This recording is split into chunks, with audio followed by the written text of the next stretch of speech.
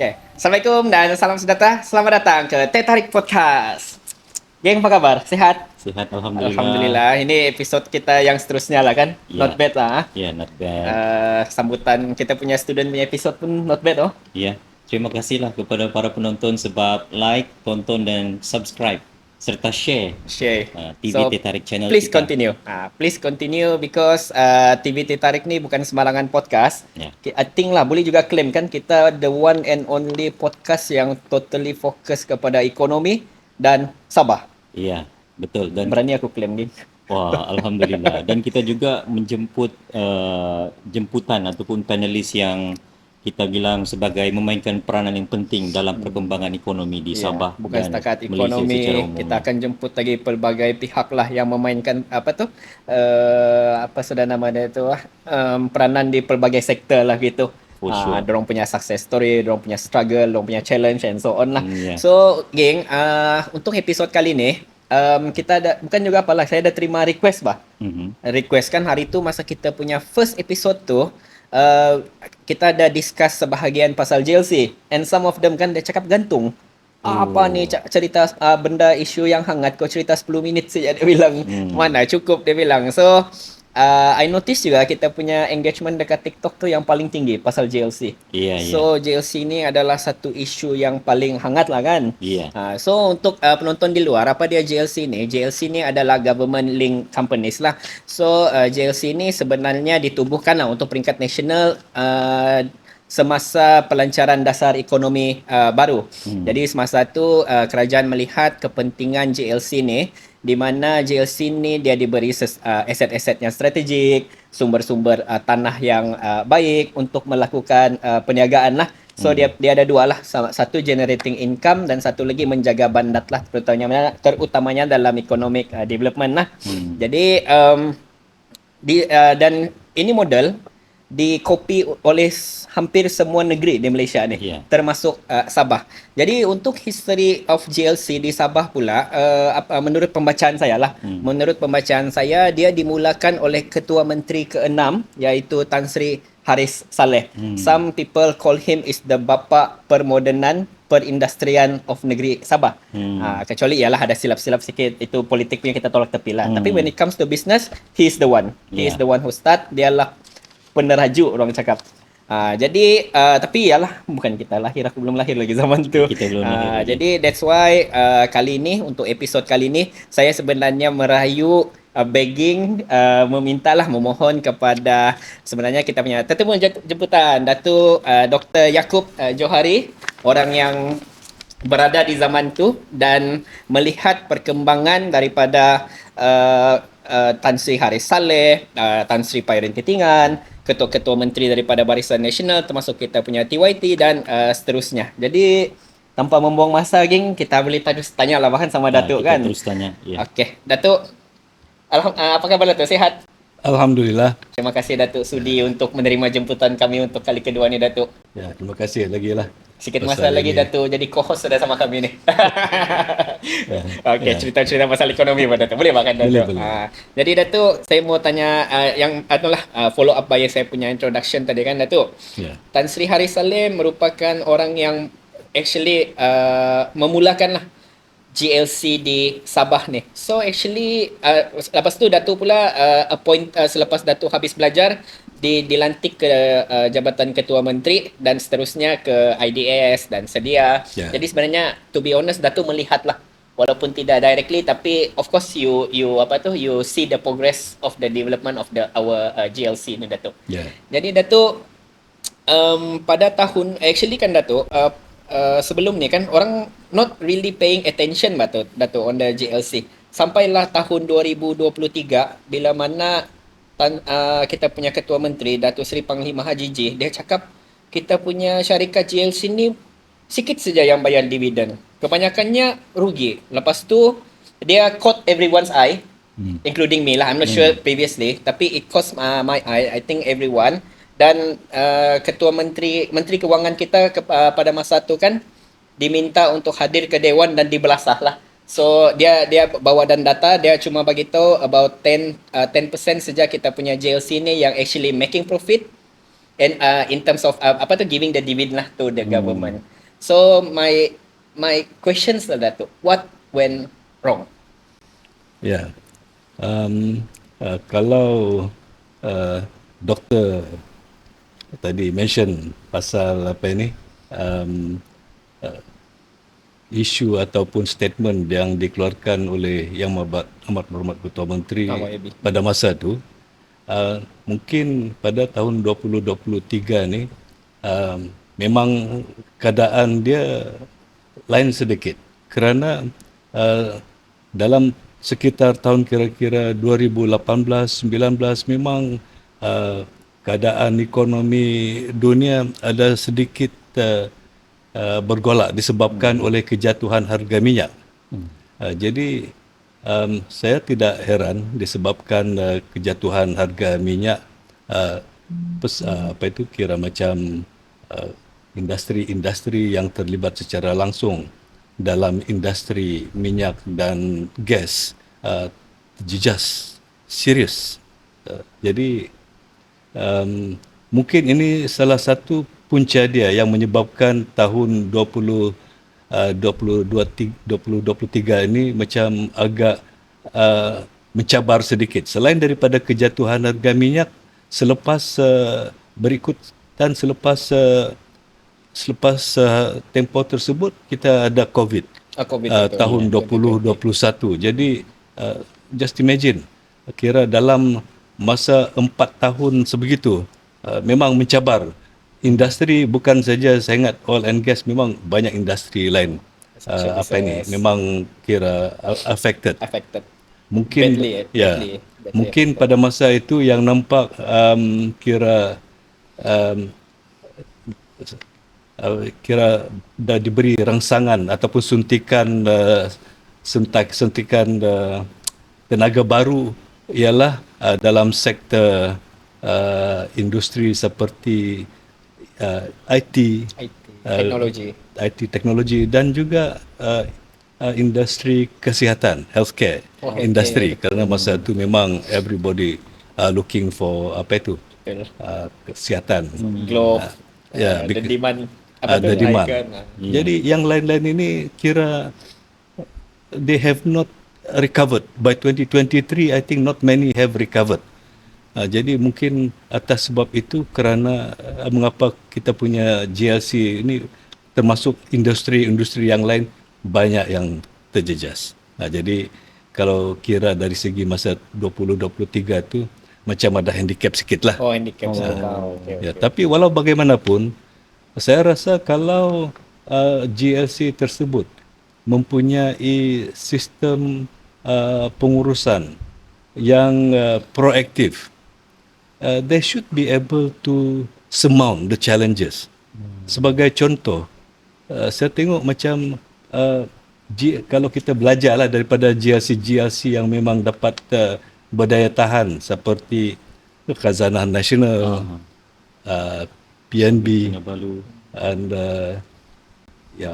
beberapa lagi lah di kita tengok dia orang dapat bertahan disebabkan oleh sistem pengurusan, sistem governance, sistem dia punya tata cara urus tadbir. They are very mindful and particular.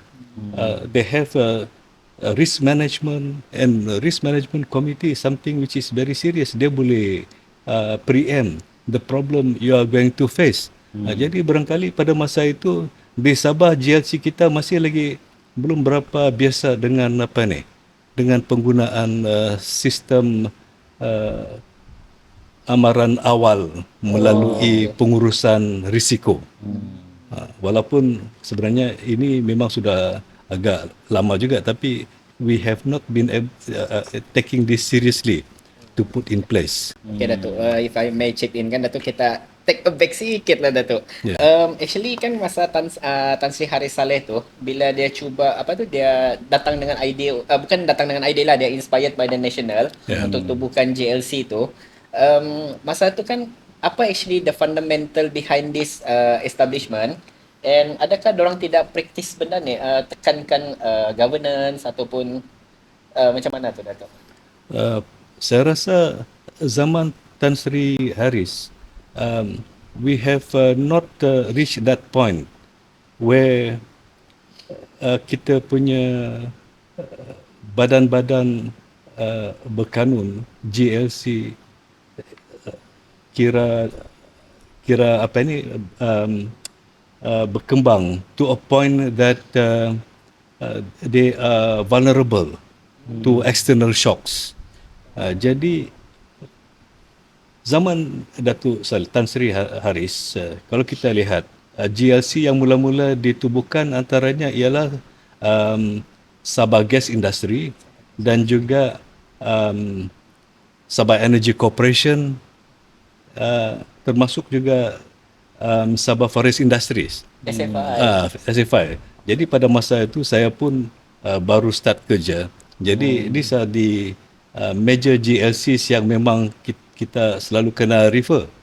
Jadi memang dua-dua GLC ni mempunyai kira prestasi yang berbeza lah.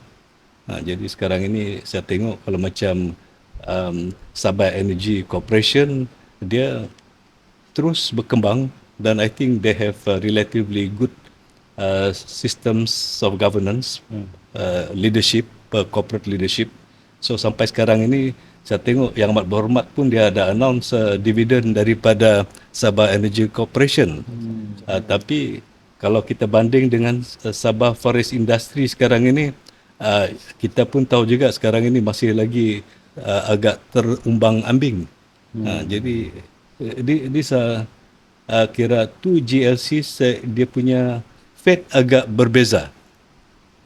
Sabah Gas Industry dia selamat sedikit sebab yang apa itu taking over Petronas. Jadi dia apalah kira dia very much ikut Petronas punya apa ni potential. Jadi soalan doktor tadi, kalau katakan peranan-peranan GLC ini memang pada tempoh tersebut, kalau saya masih ingat, the focus was very much to develop a sector yang memang kita belum lagi terlibat secara aktif, seperti sektor oil and gas. Sebenarnya kalau kira di Sabah ini, Sabah Oil and Gas dan Sabah Energy Corporation adalah agensi yang mula-mula terlibat dalam sektor oil and gas. Dan sementara Sabah Forest Industry pula meneroka very specific pulp and paper industry. Memang kita tidak ada. Jadi they are supposed to be pioneering in catalyzing kita punya participation in new growth sectors, which I think that was the right things to do. And kalau kita tanya pasal apa we have to assign this agency, why not the government department? I think this is where Dr. Izam tadi mention, selaras dengan penekanan di peringkat nasional pada masa itu, kita cuba menggemblengkan kekuatan sektor swasta dalam pembangunan negeri dan negara. Jadi di antara kekuatan apabila kita menubuhkan GLC ini ialah kita dapat menggunakan kepakaran, kepimpinan tokoh-tokoh corporate. Mereka ini biasa dalam operasi yang orang kata with minimum bureaucracy. Decisions are made based on their punya business plan and board of directors apa semua ni. And also they have easy access to funding. They don't have to wait for this annual allocation. Dia go to the banks, raise based on their punya business plan, and that can be done. So it is supposed to be relatively more efficient and effective. So Datuk, bila Datuk sebut tadi pasal this GLC, they supposed to be hypothetically lebih memudahkan dari segi pentadbiran dan pengurusan sumber-sumber alam yang ada di Sabah ni. Tapi macam kalau kita tengok tadi Datuk ada sebut pasal salah satu GLC yang kita ada iaitu SFI, yang sebelum ini was a success story untuk Sabah, tapi then all of a sudden since less than 10 years ago, if I'm not mistaken, dalam keadaan yang menurun sehingga sekarang ni lah. Jadi kalau menurut pandangan Datuk kan, kenapa macam sebahagian daripada GLC ini, walaupun dengan kelebihan-kelebihan yang ada dari segi management dan sebagainya, flexibility sana dan sini, tapi still struggling dan ada yang terhenti pun di Sabah ni. Kalau menurut Datuk macam mana tu? Ya, dia sometimes apabila sesuatu organisasi itu dia rasa dia successful, kalau keadaan continue seperti biasa, tiada perubahan yang lain secara mendadak apa semua tu, kemungkinan dia tidak menghadapi masalah. Tapi apabila terjadi sesuatu mungkin dari luar dan sistem kita dalam organisasi pun tidak begitu tidak begitu efficient, barangkali kita punya governance tidak berapa telus. Dari segi pengurusan kewangan kita take for granted, we assume the cash is always there, tapi kita tengok we have overspent. Barangkali dari segi financial discipline kita sudah relax, sudah lax on that. Jadi apabila terjadi external shocks, perubahan teknologi menyebabkan teknologi yang digunakan oleh SFI mungkin sudah regarded as outdated, and infrastructure dia pun mungkin was not in orang kata top form lah. Apabila terjadi keadaan sedemikian, pasaran pun sudah kira a bit difficult, and then your revenue base start affected. Your bottom line will be will be seriously undermined. Jadi under such a situation, it's difficult for you to rectify whatever kekurangan dalam organisation kalau you were not prepared for it. Jadi dalam kes SFI ini, kalau kira dalam banyak laporan lah, antara masalah-masalah yang ditimbulkan ialah seperti kira pengurusan kewangan yang agak lax, poor financial management. I don't want to say mismanagement, tapi Poor financial management. mungkin dia it was not well monitored. Oversight has not been strong, financial oversight. And I mentioned tadi about declining market condition. Jadi ini memang fundamental. If you are exporter, market conditions affected because of change in technology. Ada orang more competitive. So kalau you tidak see that earlier, you didn't shift to make your system more efficient, obviously you will be affected. And the other thing yang I mentioned, I thought ini a question, I don't want to touch too much on this because barangkali kalau you tengok dalam press banyak isu keluar ni mengenai governance and transparency issues dalam pengurusan konsesi balak. Jadi saya ingat ini it's up to anybody's punya interpretation what actually is happening. Ini something that under current situation pun yang memang ada dispute matters related to this timber concessions. Oh, okay. Jadi I think I leave it there because ini ada dalam mahkamah. Tapi these are things yang dari dulu they have noticed, but dia dibiarkan berlarutan, and now we cannot get away from it. And hutang masih lagi ada. Ya, tapi kan Datuk, kalau kita bercakap tentang satu GLC, especially GLC yang besar ini, dia kan ada board of directors, ada CEO-nya di sana, ada chairman-nya di sana, yang bukankah peranan semua ini sepatutnya memantau hala tuju dan juga operation GLC itu supaya ialah dia tidak declining ataupun mengalami kerugian. So basically kalau dalam konteks Sabah ni lah kan, apa sebenarnya peranan chairman, GLC, CEO, board of directors dan sebagainya ni? Yeah. If I may chip in lah sekejap Datuk kan, Yeah, before you ask. Apa tu jawapan Datuk? Because you previously you mentioned about the governance kan, should be related to them kan. Apa tu yang apa, Yes. macam Dr. Faizal cakap, Right. chairman, board of Yeah, directors. So what is their role actually? Actually, all of them, the chairman, board of directors, and CEO, all of them have equal playing important role because the chairman being mainly responsible for the leadership and governance of the board of directors, because the chairman alone cannot decide on behalf of the board. Basically, the approving authority is the board, so the board is the final authorities. The chairman represent the board. Oh macam tu. So meaning that kebanyakan keputusan yang besar ni decided by the board, By the board. not the chairman. No. Oh, okay. I thought the chairman yang bagi instruction to the board to approve or endorse the decision. It might be initiated by the chairman, but it is not automatic. It doesn't mean that once the chairman sudah approve, the board can apa ni.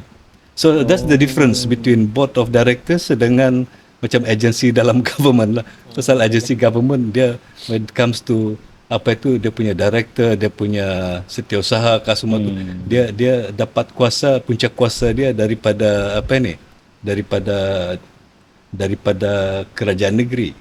Jadi you can say that kalau ketua menteri ke cabinet buat decision, then that's effective. Tapi dalam board, the board ada fiduciary duty. Their duties are to ensure they act on behalf of in the best interest of the shareholder. So kalau yang appoint the government, it's in the interest of the government. But then, under whatever condition, the board is fully responsible. In fact, under Companies Act 2016, the liability of the board for failure to exercise their fiduciary duty, acting in the best interest of the company, then they are liable for penalty, a very heavy penalty. So that is why actually people yang involved dalam board, they must recognize that actually in the board they have a duty to exercise their decision on behalf of in the best interest of the company. Jadi this is fundamental. So cara they execute their work is once decisions has been made by the board, it is executed by the CEO. CEO punya duty is only to execute the decisions of the board. So once, for example, kalau we have already a business plan, before you get the business plan implemented, it has to be approved by the board. Bukan you implement dulu, lepas itu you get the board to put a stamp on it. It has to be decided by the board. If you want to execute major projects bukan saja which is already approved in the business plan, it means that you can start engaging with other parties. But when it comes to major milestone, you need to seek concurrence from the board, especially when it incurs substantial amount of investment. So kalau misalnya kalau Datuk macam ada perkara yang wrong ataupun salah berlaku dalam GLC itulah, contohnya lah macam mismanagement ataupun huge losses to the GLC, who's accountable? CEO kah, chairman kah, ataupun board of directors tu? Atau semua? Itu kalau kira they have to collectively be responsible. Tapi kalau ada what is known as red flag dalam corporate circle, they said kalau ada red flag dalam auditors, bila dia audit your annual report for that regular submission to SSM, you need to have auditors.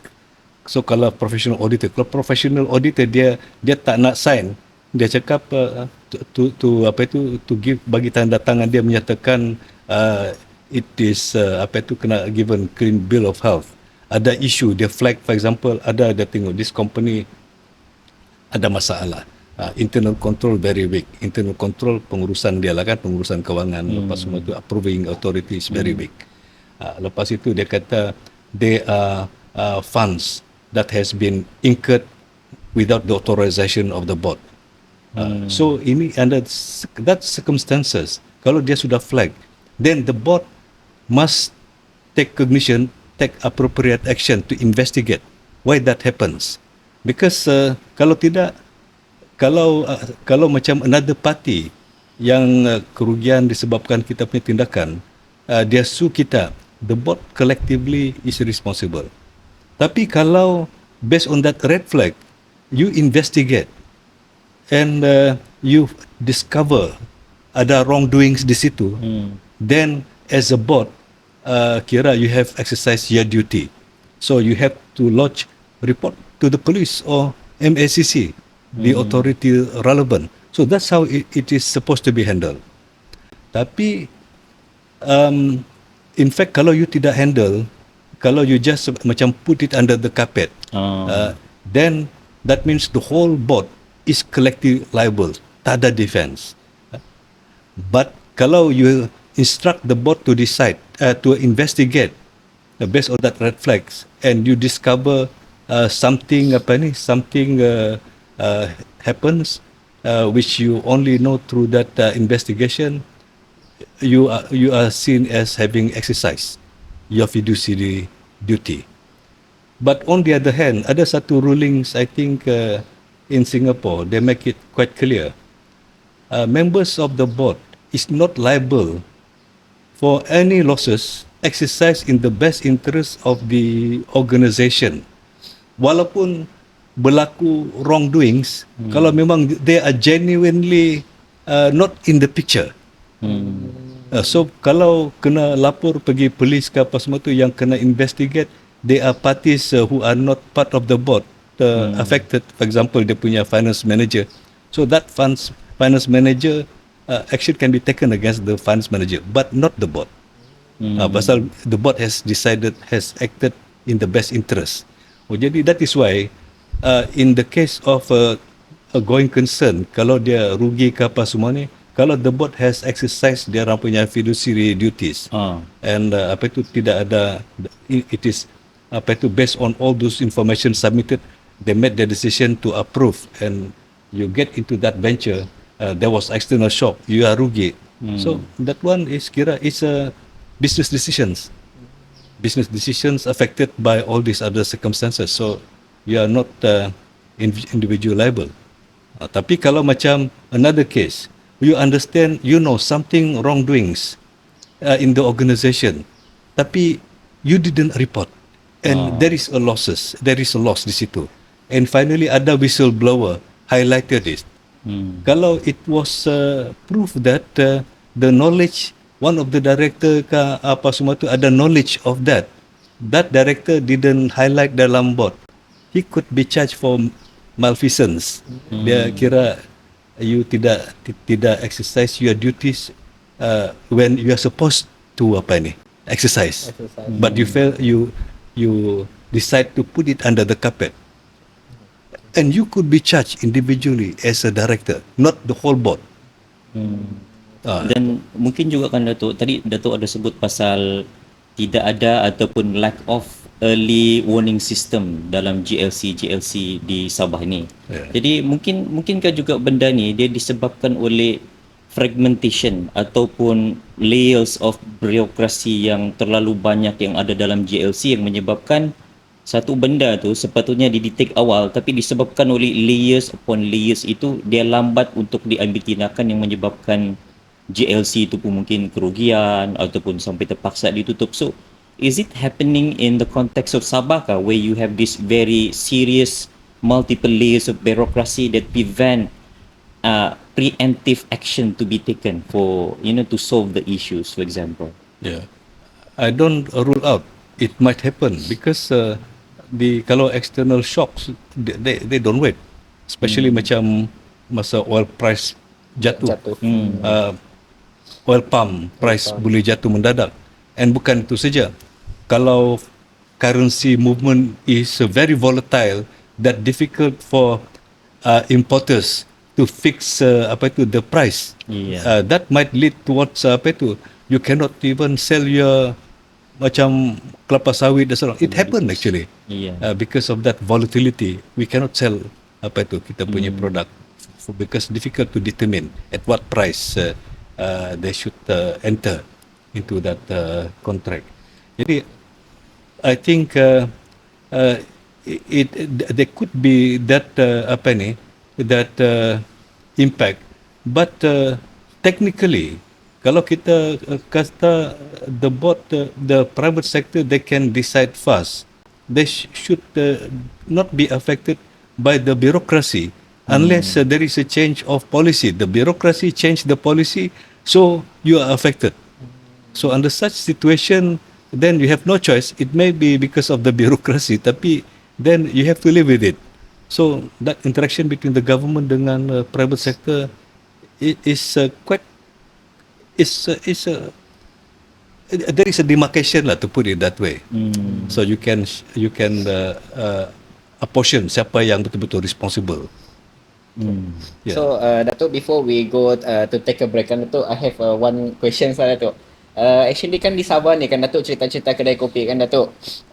Dorang cakap many of the people melobi untuk jadi board of director so that they can have can get the first hand of the project lah. Let's say ada project besar masuk, board of director yang decide dulu. How true is that statement atau perbincangan kopi-kopi ni Dato'?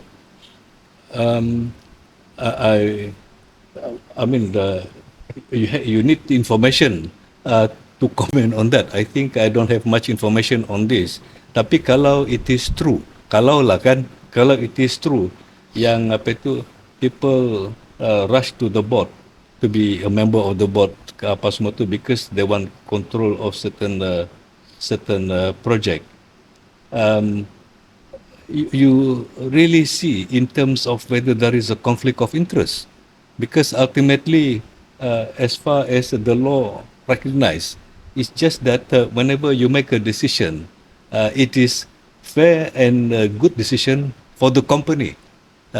Kalau for example supplier yang supply product apa semua tu, those are people related to you. The company actually is so you ada conflict of interest, and then you are part of the decision maker without declaring your interest. Definitely you are liable for it. Jadi it's a question of how it is handled. How it is handled by the board. Okay. Because if I can add kan, I think ada juga dia punya make sense kenapa political appointment itu berlaku dalam GLC ini disebabkan ialah GLC itu badan berkanun yang mana dia ada kaitan dengan public stakeholders dan sebagainya kan. So sebab itu mungkin sebahagian daripada GLC kita ni politically appointed in order to protect the interests of the public. So mungkin itu the reason behind it lah.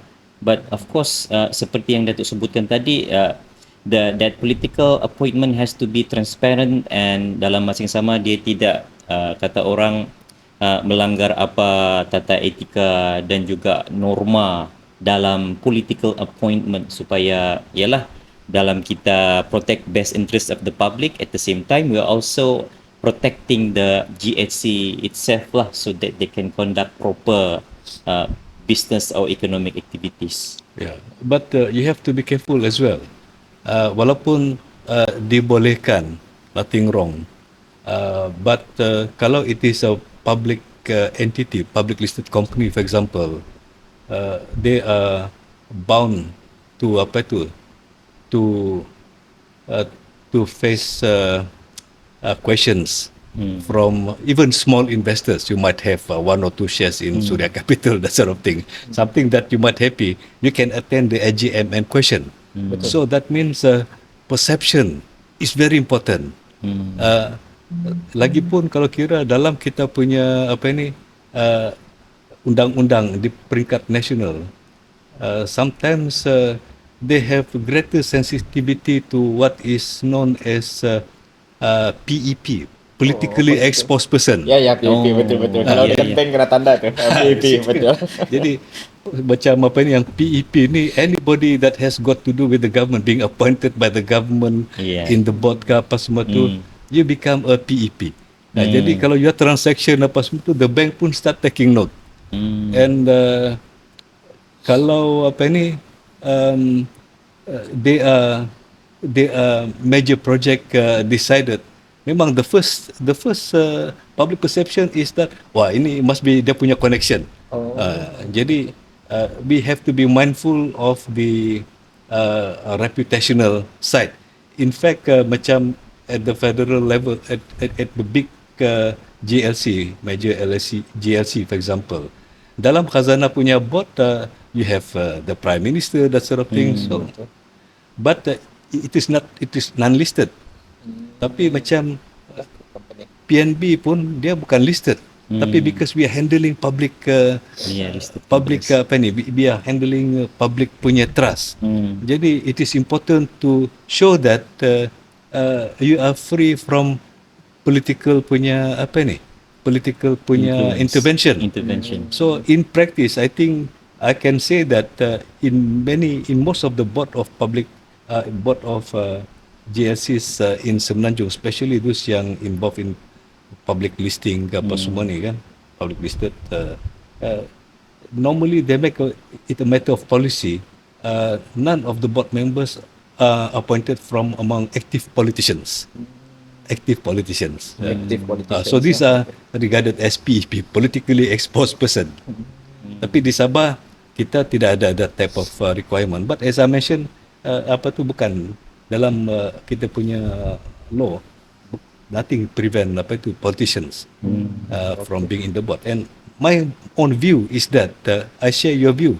Kalau they were appointed because they are appointed by the government that has been elected by the people, so they can be kira a good channel for the people to voice their concern, and they execute that through the board.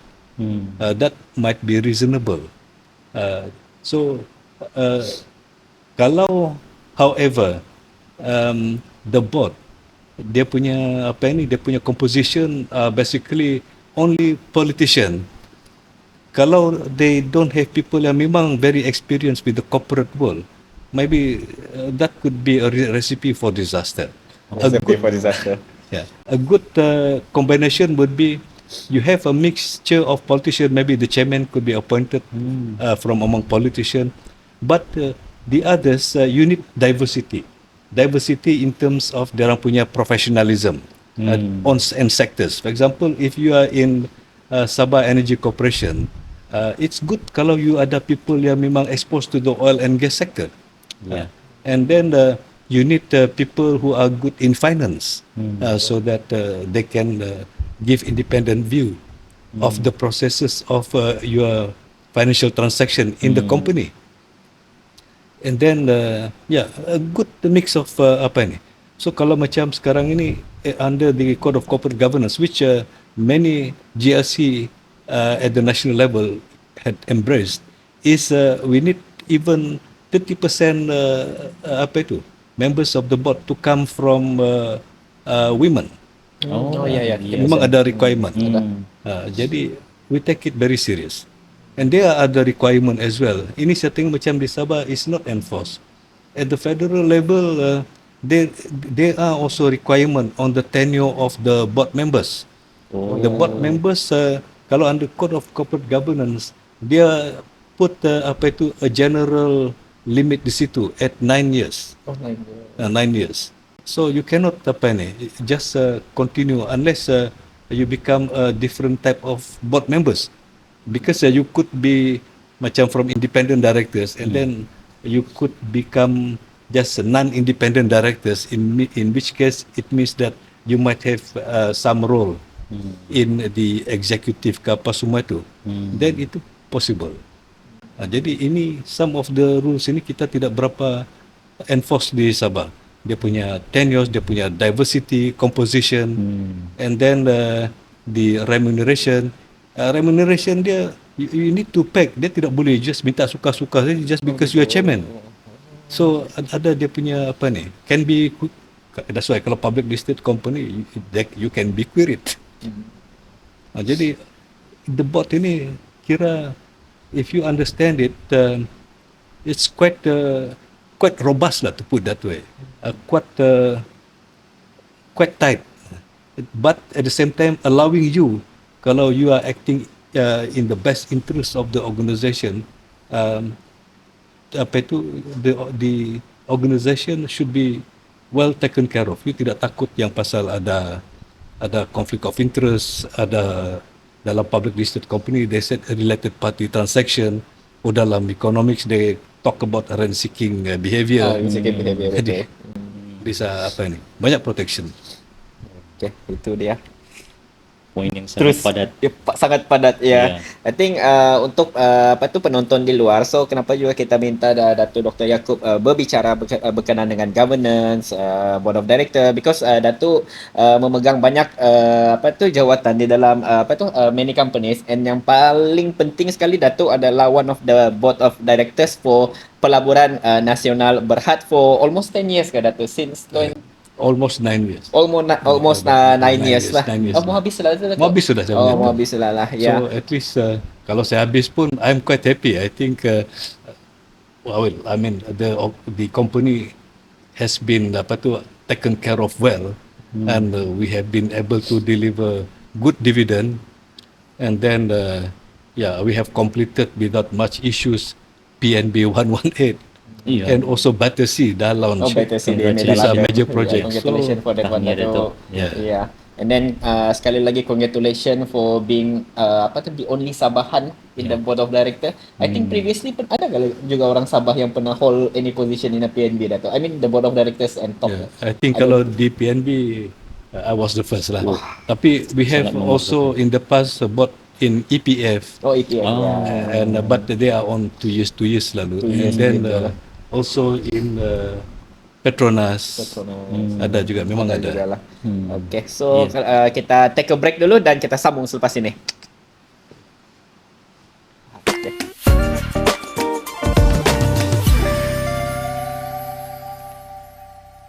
Kita kembali lagi ke Teh Tarik podcast. Terima kasih kerana setia bersama kami. Tadi kita cerita pasal board of directors. So sekarang kita ni dah juga terlampau mau cerita masalah kan. Kita mau cerita the best solution lah. So Datuk, Sabah punya GLC ni majority is cannot pay the dividend lah to the government lah. So if you actually kan on your own words lah kan, what is the most effective approach lah to restructure ini underperforming ataupun yang debt ridden dan GLC yang rugi ni Datuk? I think the first thing is you must understand the reasons for the dismal performance. Analyze the root causes. I think as analysts, I believe all of us have been in various ways doing our own analysis. Once you identify the root causes, then baru you boleh meaningfully prescribe the solutions. But kalau kita want to talk in general terms about macam mana kita nak enhance the performance of our GLCs collectively, I believe it is important barangkali to set up high level independent GLC oversight committee, and this committee perhaps kita boleh taruh boleh park tempat jabatan ketua menteri, involve other relevant cabinet ministers, and then it could be served with a secretariat from the Ministry of Finance ke, yang orang familiar with business, SUT. apa semua tu SUT, The detail itu I don't want to talk about it. Tapi one of the first major tasks of this oversight committee perhaps would be to develop, to carry out, to prepare a plan, GLC transformation plan. So kalau kita ada such plan, barangkali this GLC transformation plan, it can perhaps look at macam the model, the initiative introduced at the federal level. They have this gear up agenda, and this gear up agenda actually constituted include most of the major GLCs, and masing-masing major GLCs ini ada peranan dia where they contribute towards the economy. So if you want to introduce to contribute towards the economy, obviously the functioning of the GLC must be top form. You must have a top performing GLC to be able to deliver. Kalau tidak, nanti you are just struggling to address GLC punya internal problem. Pasal kerugian dia lah, lepas itu dia punya leadership apa semua ni. So in the first place, the GLCs must be solid. Good leadership. They have experience, board members, and kira the CEO is top professional. Barulah kita boleh develop, bukan saja deliver profit, tapi also drive economic growth, which is kira the main reason why this GLC in the past was initiated. Drive specific sector. Macam at the federal levels, I'm quite aware different GLCs has been assigned different role to drive specific sectors. So it is good to have this sort of configuration in Sabah, so that kita tidak waste kita punya resources, where sometimes in specific sectors kita sampai ada 2-3 company involved. Sometimes they are competing among themselves. Betul. So and it's a waste of capability and resources.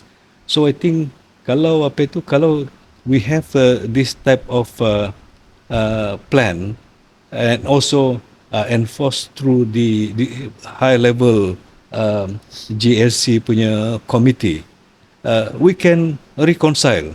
Kalau memang sekarang organisation ini mana-mana yang sudah very strong in certain sectors, let them continue.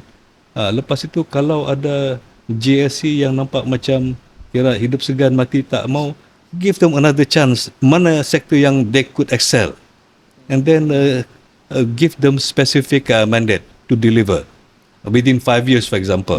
So the board, kalau dia within 3 years tak ada progress, barangkali time to get another group. Kalau in 5 years, macam Ketua Menteri kata, kalau they didn't deliver return, just tutup. Ini pun baru-baru ni saya tengok dalam Setco pun ada sudah talk along that line. I think these are macam new breath of semangat baru dalam menjana pembangunan ekonomi kita dengan mengukuhkan sistem pengurusan GLC. Because GLC ni dia boleh melengkapkan inisiatif kerajaan sebagai badan yang lebih fleksibel. Tapi kalau GLC saja sakit apa semua tu underperforming, masalah dia pula yang jadi masalah kerajaan, then it's not going to be helpful. Jadi I think these are very important aspects.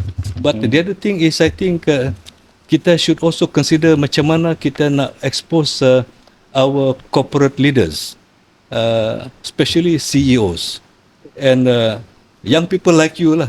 I mean, so that they can can handle GLC. One way I thought about is barangkali kita must make it a point as part of the plan. Kita boleh engage dengan federal government. Mana-mana yang GLC kita boleh nominate people from Sabah and make it institutionalized. That means in that board you must have representative from Sabah. And also dalam dia punya management, you must endeavour to include the people from Sabah. Bukan saja out of kita apa itu, because of kita I think it is, we can always also link it to MS63. We want to be part of the apa ni, major development. Actually, we want to contribute, but give us that opportunity to gain experience, because I think that's a way to build kita punya network. Because also I think dalam corporate leadership ini, it's not just a question of being clever. It's a question of being in the right network. Right network, knowing the apa itu, different professionals whom you can tap, and also different leadership at the political level. You have to be engaged with them.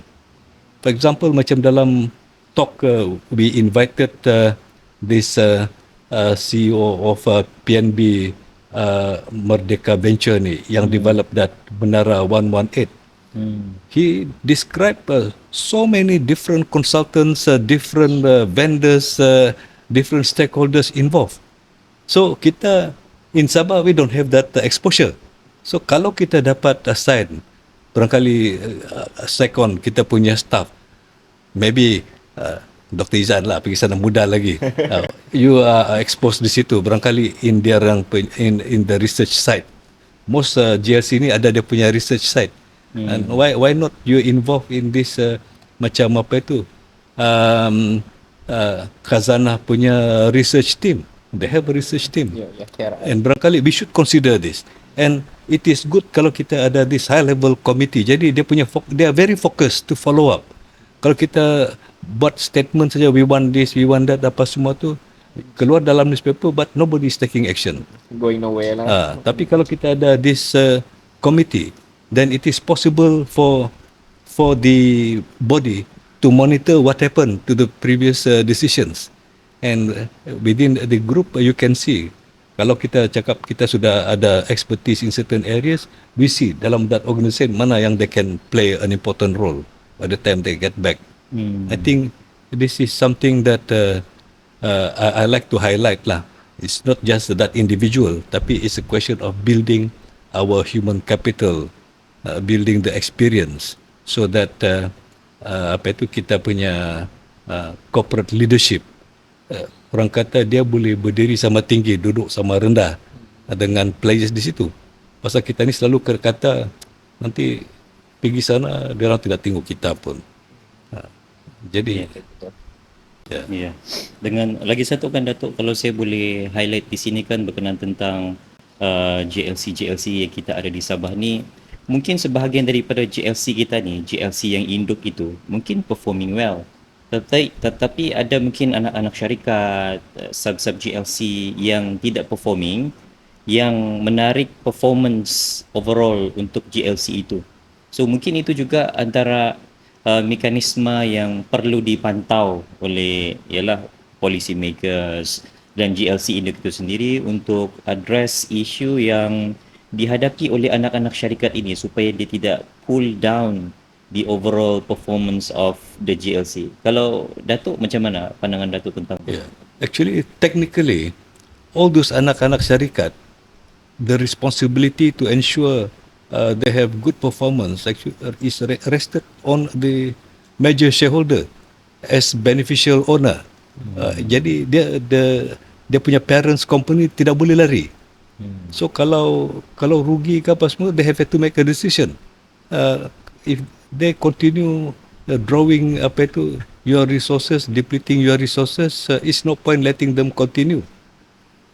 Ataupun kalau you don't want them to continue because they are in the wrong sectors, you discuss with them, maybe re-strategize, let them focus in other sectors, they might be profitable, tapi bukan compete with other parties. Because macam sekarang ni, bila kita sudah ada banyak GLC, lepas itu each GLC ada dia punya subsidiary company, chances is they will compete among themselves. So their focus is bukan really helping orang lain, tapi helping themselves to survive.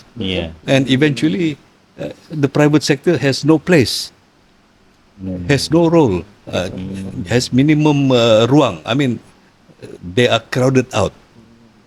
Betul, saya setuju juga Dato'. Pasal yang saya notice kan, we have a numbers of GLC and then dia punya subsidiary kan, semua ada yang fokus, ini ada tourism, itu ada tourism, ini pun ada tourism. Sini ada telco, sini pun ada telco, sini pun ada telco. So they are competing each other. So if you ask me, just apa tu, mana satu yang paling untung kita stay, yang rugi tu kita apa tu, kita tutup saja lah kan. It's better to apa tu, kalau dalam PNB, kalau fund management kita cut loss saja lah. Rather than kita suffer the losses all apa tu, bertambah lagi masalah kan tu. You agree with that? Yeah, I agree. I mean, you have to make a decision. Satu lagi, you mentioned about they could be competing amongst themselves. If they are in the private sector, that's their business to compete. And government just be a neutral party to ensure the rules of the game is fair. You don't shift the pole such that satu company ini ada advantages compared to the other. You have to ensure a level playing field. Tapi kalau government yang supposed to ensure a level playing field, you compete and you have so much support, that's already unfair competition. So and it can, yang rugi itu sudah jadi wastage because it is government punya apa itu, supposed to be government punya asset. So I think it is only logical for the main company to be responsible, answerable to their subsidiary companies. Unless kalau their subsidiary companies memang ada very specific role which is regarded as crucial. Jadi barangkali and they have to continue to be there in order to to deliver the service. Ya, itu barangkali lain kira. Bila kita cerita pasal competition tu kan Dato', if you compete with the private sector, you are making apa tu, kita compete dan kita menang, okay, making profit, okay. Ini you doing the business, let's say the tourism, and you compete with the private sector yang doing the tourism, you apa tu, kau losses tapi the private sector are still in the profit lah. So something not right with you lah. Maybe apa tu, you don't know about the apa tu, the market. Tapi mau juga menceburi dalam bidang tu, ataupun apa orang cakap ni, you are apa tu, bukan kita punya duit titik hasil perlu kan, as a government company, let them run lah gitu. Dalam business punya group, they said you are chasing bad money, money chasing bad money. Oh, okay. Alright. So kita punya subsidiary yang terlalu banyak sehingga kita pun lupa mau kira berapa banyak subsidiary GLC yang kita ada di Sabah ni sebenarnya. And then some people say that in order for you to understand that you have an issue in terms of GLC is by knowing how many GLCs you have, which we don't know in Sabah lah kan. So bercakap tentang GLC ni kan, Datuk, mungkin satu benda lagi yang kita boleh highlight adalah dari segi reporting dia, pelaporan dia. Sebenarnya GLC ni dari segi dia punya performance, dia punya business activities, di mana dilaporkan, dan is it kita sebagai public, are we entitled to get the report atau tidak? Yeah, that's very interesting question because actually kalau kira at the government level, state government, they have a public accounts committee. Okay, jadi kalau state agency ke apa semua tu mengalami kerugian ke apa semua tu, kalau ada breaches ke apa semua tu, normally yang panggil you will be this public accounts committee. Not necessarily, and this, but the duty of public accounts committee ni dia bukan confined to GLC, tapi I suppose they can call this GLC as well. Tapi at the national level, the auditor general now can apa itu also investigate the company states GLCs to put it that way. Dibolehkan sudah. So kalau dulu kira state agency normally they stay out. But sekarang ini they make it's already announced that the auditor general can investigate the account of the state's GLC. That is another tier. But before you reach at that level, you may as well get your house in order. Jadi di Sabah ini barangkali kita ada Public Accounts Committee. And some reports I noticed have been tabled at the Dewan Undangan Negeri juga. Tapi it looks like bukan semua. But at the Ministry of Finance, memang they have a committee on this monitoring. the performance of government entities, including GLCs. But I think what is important, because all this money come from the government, and the government from the rakyat, and the beneficiary should be the rakyat, and therefore the rakyat would, bukan saja I want to say a question of rights, it is a good practice to let them know as a stakeholder the performance, and let the relevant parties in the company, basically the board, to answer to any questions from the people. They are stakeholders. Because you put it macam tu, kalau dia government GLC, the owner, the beneficial owner is the state government. State government is elected. So you must be able to respond to questions from your voters at any time, bukan saja masa election. So I think kalau kita see that practice, kita allow that practice, I think it would be good for GLC. Macam sekarang ini pun saya percaya timbul sudah kesedaran apabila yang berhormat Ketua Menteri balik-balik, kalau saya kira barangkali 3 kali sudah dia announce action will be taken against GLC if they continue to not to perform. Jadi sekarang ini bukan saja dia kata action will be taken, they make it quite clear what action to be taken, including closure within 5 years. If they don't reconcile, improve, they will be closed. It's not just that. I think before that, barangkali you should look at the performance of the boards. Because when it comes to the board, whatever yang decided at the board, that is executed by the CEO. You don't just orang kata kalau ada apa-apa you gantung the CEO, the board drawing allowance. So the board must be responsible, and the board will decide whether they want to change direction ke apa semua tu, ataupun you want to change CEO. Is for the board to decide. Kalau GLC. Jadi I think it is good practice. Barangkali I like to suggest kalau macam at the federal GLCs dulu, they used to have this group of GLC companies where they they publish their performance together. I think coordinated by Khazanah. Barangkali at the state level we should consider let an entity collaborate get all this report. Kalau macam sudah di Ministry of Finance, you can once all this information are collected, and Ketua Menteri pun mention he must receive this quarterly report. Maybe that report should be be compiled, published, and then put it online, and barangkali just prepare a dashboard that shows their performance. And you can simulate the case of macam this security commission, macam mana dia supervise the public listed company. Maybe this high level committee, you can supervise all these states GLC. So I think kesedaran ini bagus. Yang Amat Berhormat Ketua Menteri already laid the groundwork, and saya tengok a few board sudah take note. For example, macam Invest Sabah pun saya tengok dia punya board sudah kata now you cannot you cannot business as usual. It's not a business as usual. I mean you really have to ensure that you deliver. He cited, for example, I don't care how many memorandum of understanding or you sign. What matters is whether all these projects have been executed. I think that's a good a refreshing approach. And saya tengok juga yang Setco ini pun dia sudah start looking into that. But make sure bila you do your job, all those people who perform, these people must be rewarded. Betul. Tapi kadang-kadang ada juga kita punya practice, ini dalam private sector pun this happen. Orang yang perform, banyak orang berebut pasal ini tempat yang untung. Jadi you have to be mindful. Don't kill the goose that laid the golden eggs.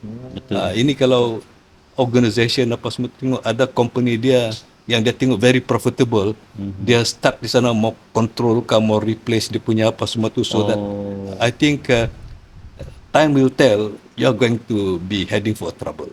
Yeah. Betul. Jadi I think this good practice kita learn lah. Okay. Talent So management. lepas ni kita tengok balik ni kita punya episod ni tulis contohnya a high level independent GLCs itu yang kita perlu highlight lah. So we really hope that the government ketua menteri kita dan the board of directors, the CEO kan, chairman bila dorang cakap dorang buat lah. Bila dorang cakap dorang buat, so macam mana mau buat is one of it is the setup of the high level independent GLC oversight committee. So this one is very important. Belum dengar lagi dalam berita. Ada. Diorang sudah set up tu. Sudah set up lah. Okay. So kalau tidak silap saya dia di bawah MOF. lah, and we need to see the result juga lah. Not only for them but for us to the public juga lah. So maybe kita boleh rehat lagi sekali dan kita continue selepas ini. Alright.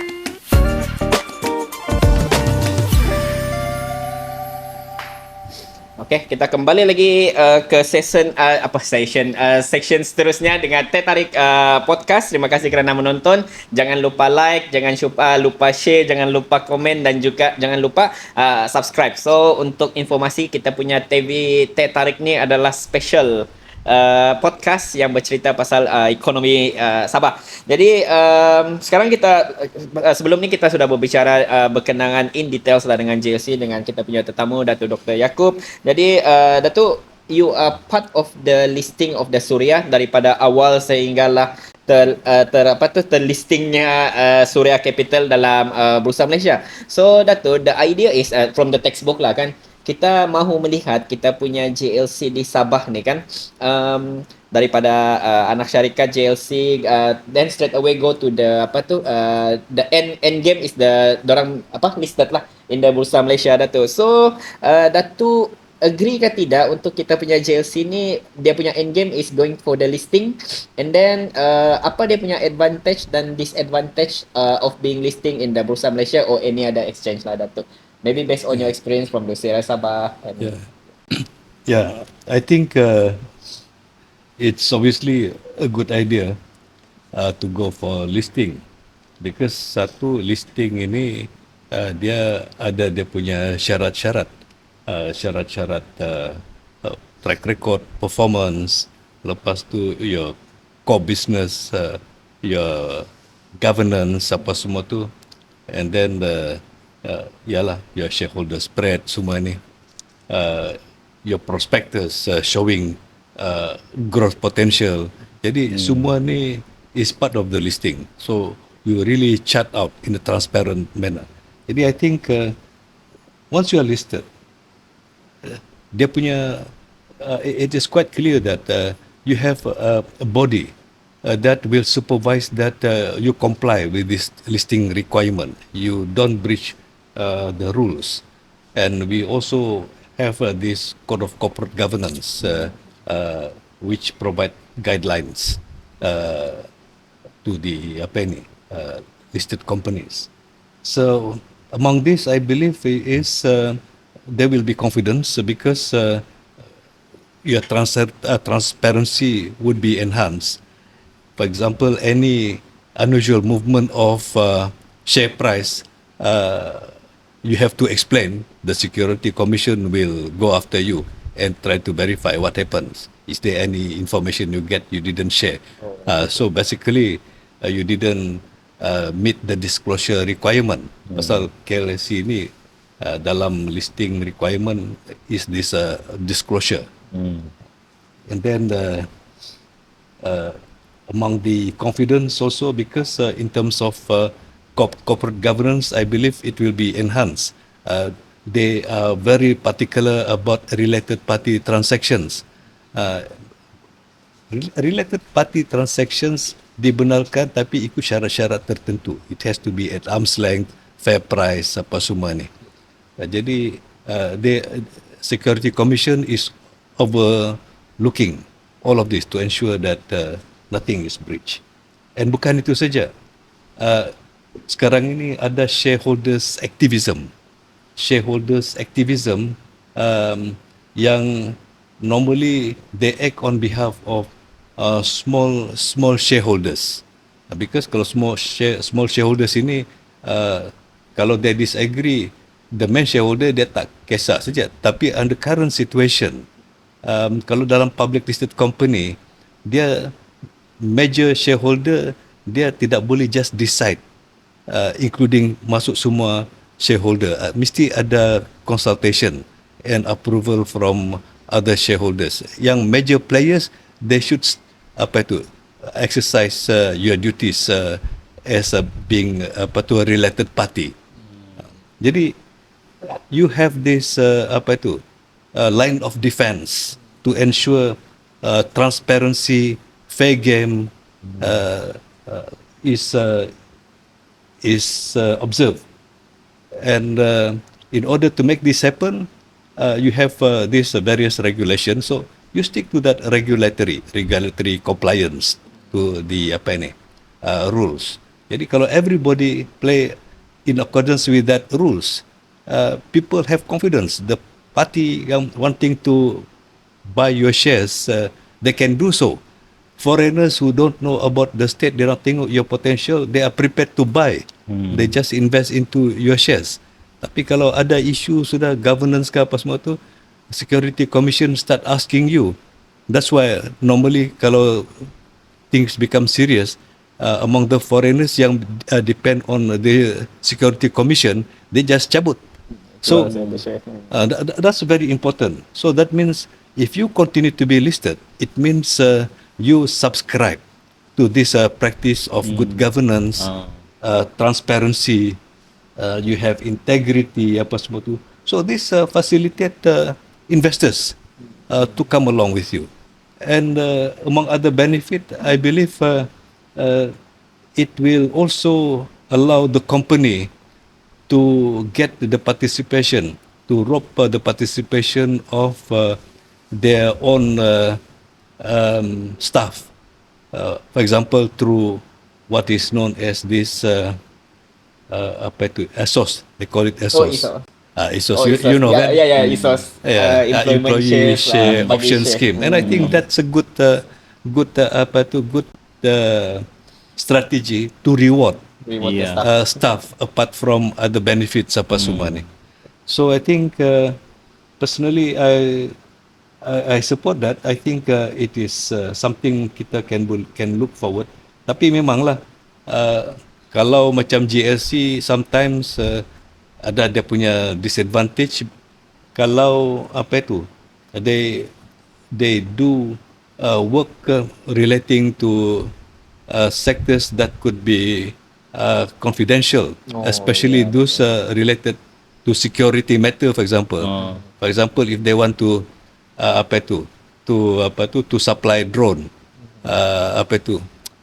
that involves other countries. So orang tengok dari mana yang you get the supply of this drone. Jadi this will affect public perception. Tapi kalau kita punya systems, if it involves government punya procurement, sometimes they are the type of procurement they regard as confidential. Jadi this will affect lah kalau ada GLC yang involved in this sector. So ini ada dia punya plus and minus lah. So barangkali a safe way is you stay out on that security punya jangan involve dalam sektor supplying guns ke supplying bullets.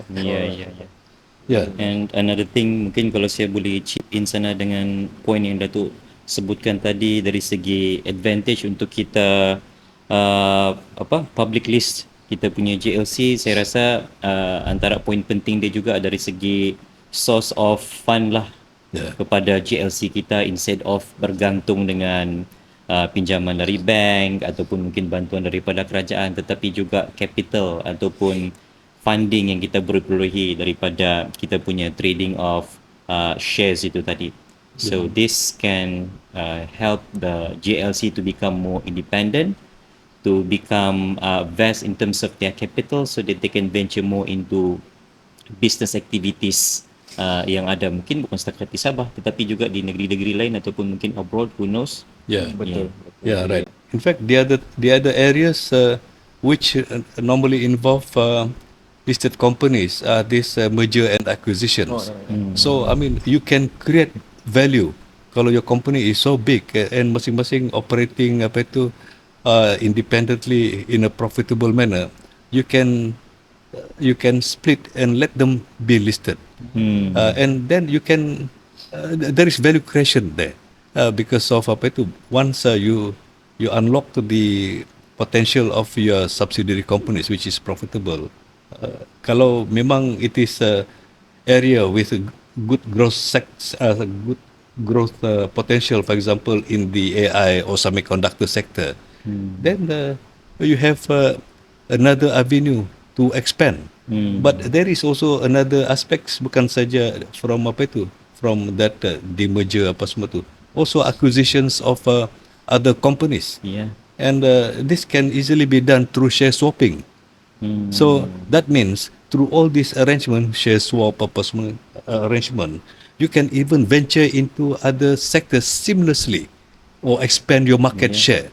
So this is the flexibility you have in listed companies. Okay, itu dia tadi berkenaan dengan GLC dan endpoint ke mana kita punya GLC yang sekarang ini mengalami kerugian, diberi sedikit teguran ataupun nafas baru daripada ketua menteri dan baik daripada dia punya chairman untuk perform. Kalau setco 1 tahun saja. Ada certain general 3 tahun dan chief minister bagi 5 tahun. Mungkin 5 tahun mungkin ada kurang lagi sikit kan. So itu saja untuk episod kali ini. So mungkin kalau ada cerita-cerita pasal GLC lagi, kita akan continue kupas correct dan cerita, because the GLC ni dia punya stakeholder ni actually the people kan. So kita mau melihat sebenarnya GLC ini maju ke depan, mencatat record profit dan seterusnya going for listing. Okay, Datuk, terima kasih kerana sudi menerima jemputan kami ini untuk hadir dalam podcast ini. Saya harap lepas ni Datuk sudi lagi untuk hadir ke kita punya episod podcast ini, kerana individu seperti Datuk ni kita mesti dapatkanlah maklumat, especially kita ni anak muda ni kan, perlukan maklumat orang yang berpengalaman seperti Datuk, so that we can kita sama-sama bergerak lah kan Datuk, sama-sama bergerak, mungkin Datuk boleh guide us and so on lah. So itu saja untuk episod kali ini. Jangan lupa like, jangan lupa share, jangan lupa komen dan jangan lupa subscribe. Jumpa lagi. Okay.